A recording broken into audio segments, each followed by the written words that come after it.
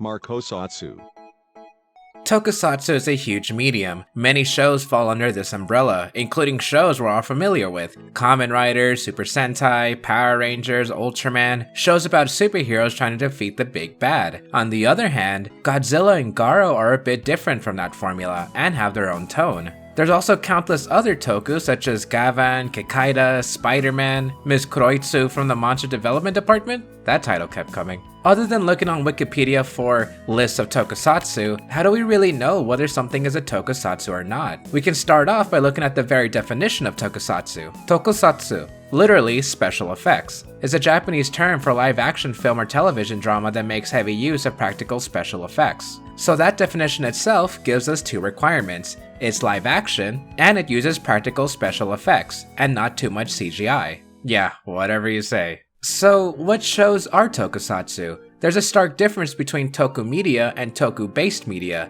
so which shows are which? Let's start off with some recent classics, Shin Godzilla and Shin Ultraman. Both of these movies use CGI to portray the kaiju and the characters, but they still use practical effects with the buildings falling, the rivers pooling, and while Godzilla and Ultraman were CGI, they were also motion captured, which emulated the suitmation technology Godzilla created. And what about Legendary's Godzilla? Godzilla was also motion captured there, along with having live action elements, and even the fan base have named this as Ameritoku, or literally American Toku. I would say that Shin and Legendary Godzilla and Shin Ultraman are more so evolutions of tokusatsu, sort of a look how far we've come type of deal. It doesn't outright replace modern tokusatsu, but it gives us an example of how tokusatsu could be. What about anime? Futo Pi, Garo the Animation, and Gridman are based off of real toku shows, but they lack the most important element of a tokusation, which is live action. Sure, tokusatsu today might not have exactly the most realistic stunts and moves, and it could be compared to anime, but the live action element shows what can be done with real people. Anything and everything can be drawn to an artist's desire.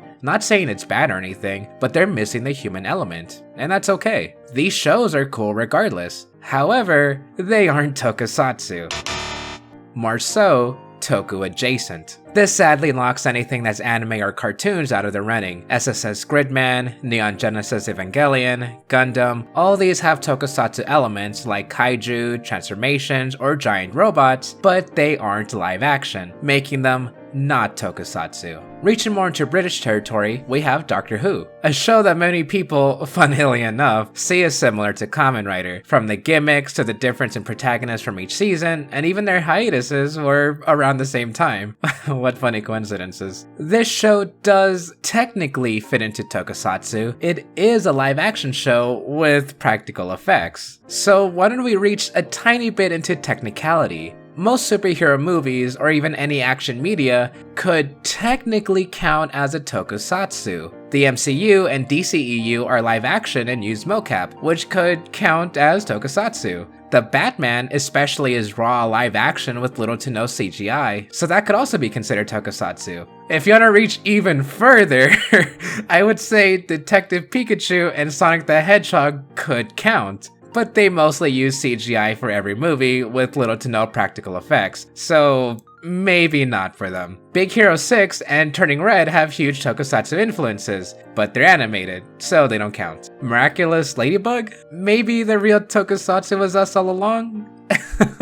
Okay, I know this is such a silly topic, especially when I'm bringing these things up, but hey, this is why I'm bringing them up. You can't deny that action and superhero media both get inspiration from tokusatsu and vice versa. The MCU and DCEU use transformations and fights that are very toku-esque and can be considered a Meritoku. Miraculous Ladybug is structured just like a Heisei season and has a ton of toku elements like transformations, kaijus, even power-up forms. Turning Red has scenes obviously inspired by Godzilla and Ultraman, and so many anime released has at least one reference to a Kamen Rider's transformation pose or catchphrase. Doesn't this make it hard to classify tokusatsu? Does the only answer to this question always have to be, if it looks like Power Rangers, then it's a tokusatsu? Well, yes, and there's not really any problem with that. That definition of tokusatsu has definitely evolved over the years. Toku today can be more described as henshin hero shows than just a drama with special effects. But it's more than that.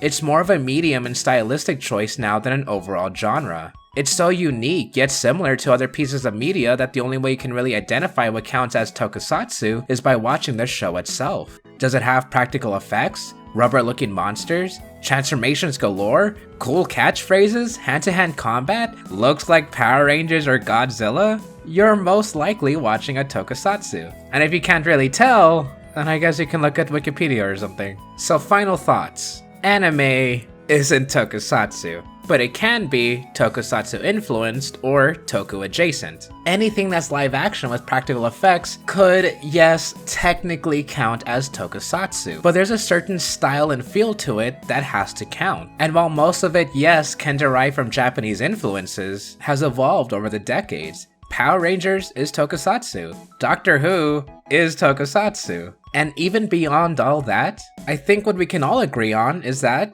tokusatsu is pretty cool.